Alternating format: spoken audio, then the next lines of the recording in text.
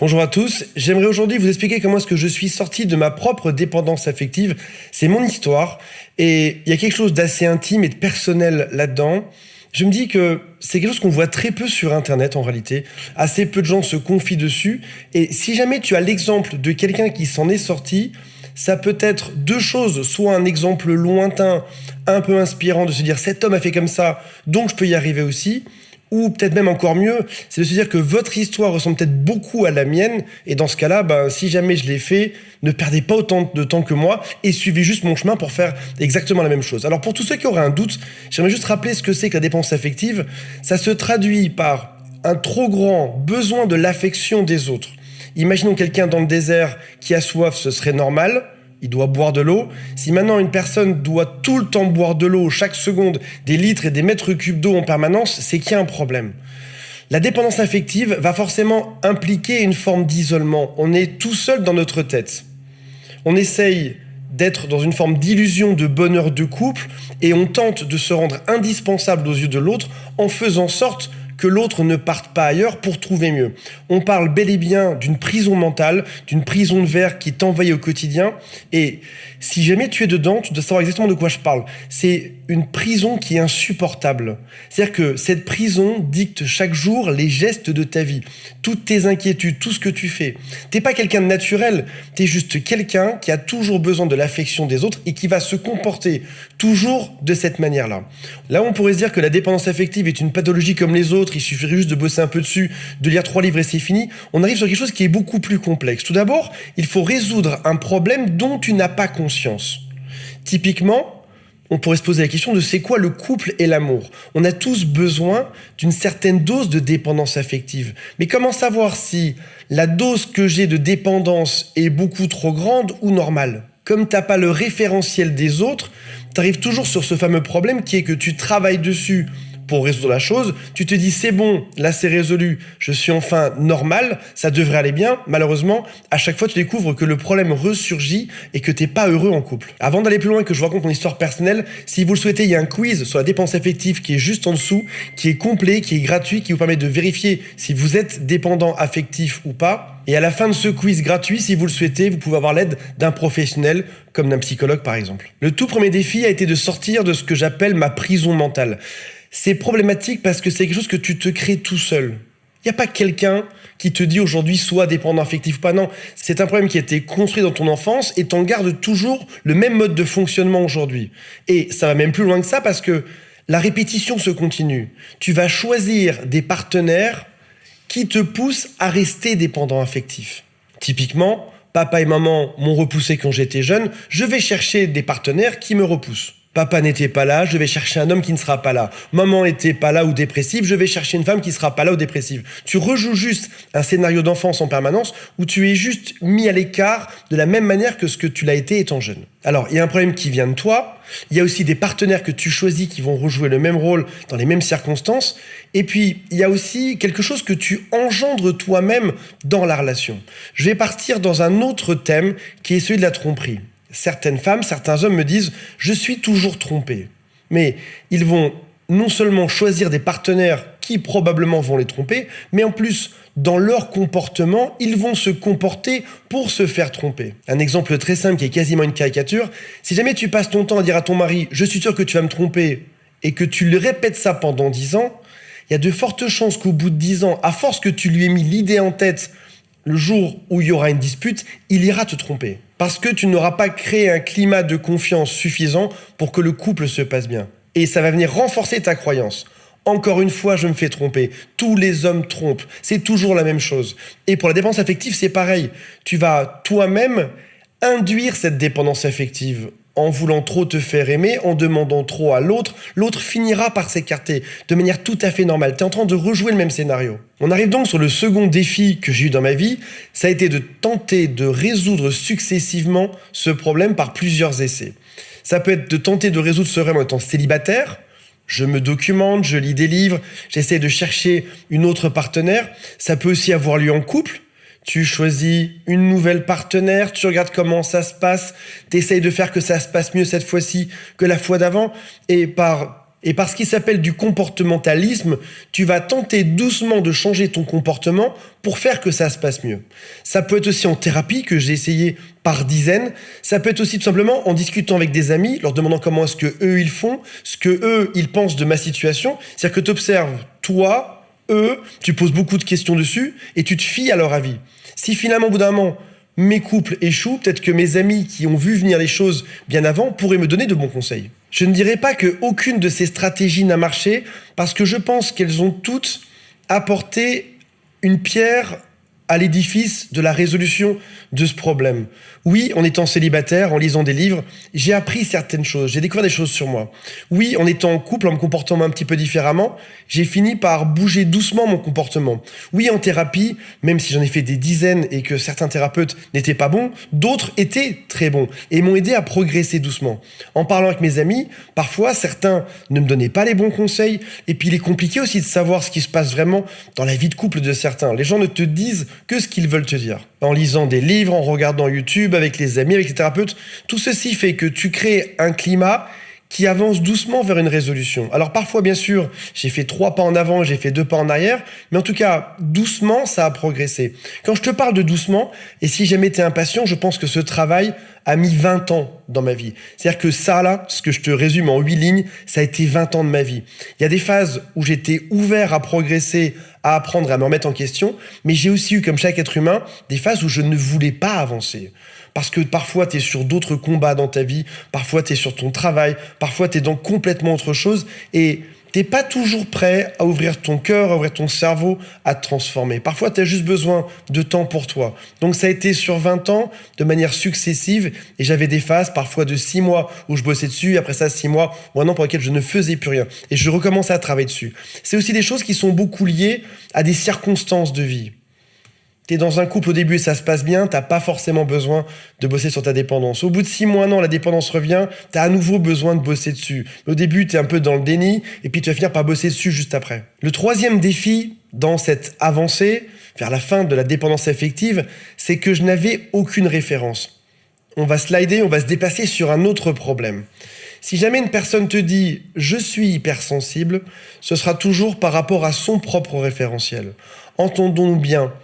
Je ne suis conscient que de mes sentiments, mes sensations, mes émotions. Je ne peux pas savoir réellement ce que l'autre ressent. Avec un peu d'empathie, je peux le deviner, mais je ne peux pas savoir précisément ce que l'autre ressent.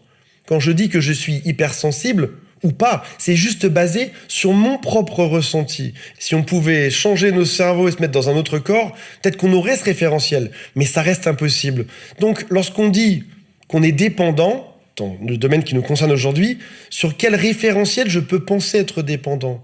Quand je suis dans un couple et que ça se passe bien, la dépendance pourrait avoir une autre étiquette. Je peux dire « je suis juste amoureux ». Quand je fais des efforts pour mon couple, je peux aussi être dans le déni et me dire que l'autre fait le même type d'effort dans mon couple. Ou que c'est une bonne chose, je suis une bonne personne, de faire plein d'efforts dans mon couple. Il est difficile de mettre le curseur au bon endroit. Est-ce que je fais les bons efforts pour que ça se passe bien dans mon couple, ou est-ce que je suis en dépendance affective à en faire 10 fois trop? Le plus compliqué avec la dépendance, c'est bien de comprendre qu'on est tous dépendants à une certaine dose. L'être humain a besoin de dépendance affective. Il est dit qu'on serait tous psychopathes entre 5 et 6%. Ce serait la dose normale d'un être humain. Maintenant, si tu l'es à 20, 30%, ça devient problématique, et si tu l'es à 90%, tu finis en prison, bien évidemment. Maintenant, la dépendance affective, c'est pareil. On l'est tous, tout être humain sur Terre, normal, équilibré, l'est peut-être de 5 à 6%. Le souci étant, quand tu l'es comme moi, à 20, 30, 50 ou 90%. Là, ça cause des problèmes dans le couple. Mais vu qu'on n'a pas le référentiel, comment savoir si on l'est à 20% et c'est anormal, ou si on l'est devenu à 10% et c'est à peu près normal? Comment savoir dans le couple d'où vient le problème? Alors, comment s'est passée la résolution de ma dépendance affective? Je dirais déjà que tout ce qu'on a eu précédemment a posé des pierres. Un peu comme si je créais un feu en mettant d'abord des bûches, sans les allumer, du papier en dessous, de l'allume-feu, et tout était à peu près prêt. J'avais commencé à construire quelque chose. Et puis il y a eu une étincelle dans ma vie. Cette étincelle, ça a été certaines phrases qui ont été très dures avec moi. Alors, certains patients en thérapie, certains clients en coaching, certaines personnes ont besoin de phrases dures. Moi, ça a été mon cas pour me réveiller. Je pense que certains ont une espèce de pyramide mentale qui est bien accrochée, bien costaud, et il faut faire exploser ça à la dynamite pour que ça commence à faire effet. Si jamais c'est trop doux, sur moi, ça ne fonctionne pas. J'ai besoin de phrases dures pour avancer. Attention, d'autres personnes auront besoin de phrases très douces, très gentilles et de beaucoup d'empathie et de douceur pour pouvoir avancer. Parce que certains déclenchent leur ego ou leur barrière de protection quand les phrases sont trop dures. Ils se mettent en sécurité. Je n'écouterai pas la suite de ces messages car ton conseil me fait souffrir. D'autres, au contraire, comme moi, ont besoin vraiment que le conseil soit très dur pour avancer. Il faut aussi penser à une chose, c'est que les arguments sont spécifiques à chacun. Le chemin que je vous donne pour moi, et les arguments qui ont été vrais chez moi seraient probablement différents chez vous. C'est ce qui rend les thérapies aussi dures. Il faut trouver pour chacun l'élément déclencheur dans l'enfance, qu'est-ce qui s'est passé. Et aussi, il y a non seulement l'enfance et la construction qui a été fait d'une certaine manière, mais la résolution sera aussi faite d'une autre manière. Donc il y a 2 points de spécificité pour la résolution d'une dépendance affective. Moi, les phrases très dures que j'ai entendues, que ce soit en thérapie ou de mes amis, ça a été « tu détruis ta vie ». Alors, pour certains, ça va être le travail. Des phrases comme « en étant dépendant affectif, en acceptant qu'on te traite comme ça, tu souffres dans ton travail, tu viens diminuer ton chiffre d'affaires, ça marchera moins pour toi. » Pour d'autres, ce sera ta vie familiale, tu perds tes enfants, tes parents, tes frères, tes sœurs, tes oncles, parce que au bout d'un moment, tu es tellement focus sur ton couple que tu peux en arriver à oublier tout le reste. Et quand je parlais d'une résolution spécifique aujourd'hui des dépenses affectives, selon ce qui va être important pour toi, l'argument devra être ciblé en fonction du levier à soulever. Si pour toi c'est le travail, il faudra trouver une argumentation sur le travail. Si pour toi c'est la famille, si pour toi c'est la santé, ou si pour toi c'est l'argent, etc., etc. Il faudra trouver l'argument qui vient contrebalancer l'ensemble. Une phrase qui a été dure et que je me suis dite tout seul pour le coup, c'est « j'aimerais bien que quelqu'un me donne ce que moi je donne. J'aimerais bien que quelqu'un me traite de la manière dont je traite les autres. » Et je me suis dit « j'adorerais ça. » Et je pense que la vie serait fabuleuse et phénoménale si on me traitait de la manière dont moi je traite l'autre. C'est même une question qui peut donner une forme de rebouclage bizarre. Prenons le cas d'un homme dépendant affectif d'une femme.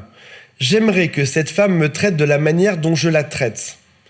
Et dans ce cas-là, il suffirait, si je continue d'un point de vue philosophique ou psychologique cette remarque, il suffirait que je me comporte comme l'autre. Donc il faudrait que moi, je sois celui qui ne donne rien si je veux être aimé. Oui, mais dans mes valeurs de vie, on ne doit pas rien donner, on doit donner à l'autre. Et là, tu arrives dans cette espèce de bug mental qui peut te laisser KO pendant quelques jours. Mais c'est ce bug mental qui va créer ensuite la résolution. On m'a aussi dit, un couple ne fonctionne pas comme ça. Tu ne sais pas ce qu'est l'amour véritable. On m'a aussi dit une phrase qui était très dure, c'est « tu souffres de la manière que tu aimes bien ». On te fait souffrir de la manière que tu apprécies. C'est très dur à entendre. Et il y a quelque chose d'extrêmement vrai là-dedans. Un ami m'a dit ça, j'ai raccroché et j'ai parlé pendant 2 semaines et je l'ai rappelé au bout de 2 semaines pour m'excuser en disant qu'il avait extrêmement raison. Il y avait une manière de souffrir que j'aimais bien. Et là, si on parle de rebouclage, ça peut devenir compliqué aussi. Il peut y avoir de la souffrance qui est ta zone de confort. C'est-à-dire qu'en fait, tu es plus en zone de confort à souffrir qu'à être heureux dans un couple. Si mon travail a duré 20 ans, j'aimerais préciser plusieurs choses. La première, c'est que j'ai presque 50 ans, je viens d'un monde où à l'époque on s'y connaissait un peu moins dedans. Aujourd'hui, c'est beaucoup plus rapide. Et aussi, il n'y avait pas de vidéos sur le sujet, il y avait quelques livres, mais qui n'étaient pas forcément très faciles d'accès. Une personne motivée aujourd'hui peut aller extrêmement rapidement là-dedans. Il y a aussi des idées reçues. On me dit souvent, on ne guérit pas de la dépendance affective, on vit avec et c'est faux. Et je vais vous expliquer précisément pourquoi est-ce qu'on a cette idée reçue. La nouvelle vie est très perturbante. On a l'impression de ne plus ressentir d'amour. Quand dans ta tête, ton père t'a quitté étant jeune, ta mère n'était pas là, ne prenait pas soin de toi, ou tes parents étaient trop là, pas assez là, dans ta tête, l'amour c'est ça. Papa est absent, papa m'aime, donc l'amour c'est d'être absent. Je te prends un exemple au hasard. Et tout d'un coup, tu arrives dans un monde où l'amour est différent. C'est quelque chose que tu n'as jamais connu en fait. Tu ne sais même pas comment ça fonctionne. Ajoute à ça que hormonalement, il y a aussi une forme d'addiction au problème. Je souffre dans un couple, j'ai tout un tas d'hormones qui me font souffrir, et puis après ça, on se réconcilie, j'ai plein d'hormones du bonheur qui arrivent dans ma tête. Et pour toi, l'amour, c'était ça, une somme de haut, avec des hormones du bonheur, une forme de mal par la suite, avec beaucoup de stress, qui crée cette addiction. Et là, aujourd'hui, tu dois arriver dans un couple qui est complètement différent. C'est-à-dire qu'il faut que tu réinventes ta façon d'aimer. Découvrir l'autre dans le temps, apprendre à se connaître, à devenir intime. C'est beaucoup moins surfacique qu'une relation de dépendance affective. Une vraie relation d'amour se construit dans les mois, dans les années pour connaître l'autre. Et ça, c'est quelque chose que tu n'as jamais connu en étant dépendant affectif. Voilà mes amis, j'espère que ça vous a intéressé. Je vous rappelle qu'il y a le quiz en dessous pour savoir si vous êtes dépendant affectif ou pas, avec ensuite la possibilité, si vous le souhaitez, d'être accompagné par un psychologue. Salut à tous, bye.